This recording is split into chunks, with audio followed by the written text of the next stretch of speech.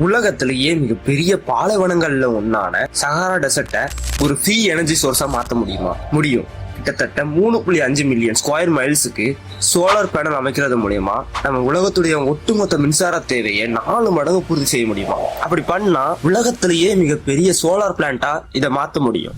ஆனா அதுலயும் ஒரு ரிஸ்க் இருக்கு. அப்படி மனிதர்களால உருவாக்கப்பட்டுச்சுன்னா இப்படி இருக்கிற டெசர்ட் இப்படி கூட பசுமையா மாற வாய்ப்பு இருக்கு. அதுக்கு முக்கியமான காரணம் என்ன தெரியுமா? சோலார் பேனல்களெல்லாம் சூரியன்ல இருந்து ஒளியை உறிஞ்சி அதை மின்சாரமா மாத்துது. அப்படி இருந்தாலும் உள்ள வர்ற ஆற்றல்ல ஒரு பகுதியை மட்டும்தான் பயன்படுத்துது, மீதமுள்ள வெப்பத்தை வெளிவிட்டுருது. அப்படி வெப்பத்தை வெளிவிடும் பொழுது ஒரு சில இடங்கள்லாம் பரவாயில்ல, ஆயிரக்கணக்கான சதுர கிலோமீட்டருக்கு சோலார் பேனல் நம்ம போடும் பொழுது அது அதிகப்படியான ஆற்றலை உறிஞ்சி வெப்பத்தை வெளிவிடும். இது மிகப்பெரிய காலநிலை மாற்றத்தை கூட ஏற்படுத்த வாய்ப்பு இருக்கு. அப்படி நம்ம சஹாரா பாலைவனத்துல வெறும் 20% சோலார் பேனல் அமைக்கும் பொழுது அது ஒரு பின்னோட்ட சுழற்சியை ஏற்படுத்தும் சொல்லி ஆராய்ச்சியாளர்கள் சொல்றாங்க. வெறும் 20% இந்த நிலைமைனா சஹாரா பாலைவனம் ஃபுல்லா அமைக்கும் பொழுது என்னவாகும் சொல்லி யோசிச்சு பாருங்க. இது கடலுக்கும் நிலத்துக்கும் இடையேயான வெப்பநிலை மாற்றத்தை ஏற்படுத்தி அதிகப்படியான பருவமழை பொழிவை ஏற்படுத்தி தாவரங்களுடைய வளர்ச்சியை ஊக்குவிச்சு பசுமையான பாலைவனங்களா மாத்தி விட்டோம். ஆயிரக்கணக்கான ஆண்டுகளுக்கு முன்னாடி இப்படி ஏற்பட்ட ஒரு பின்னோட்ட சுழற்சினாலதான்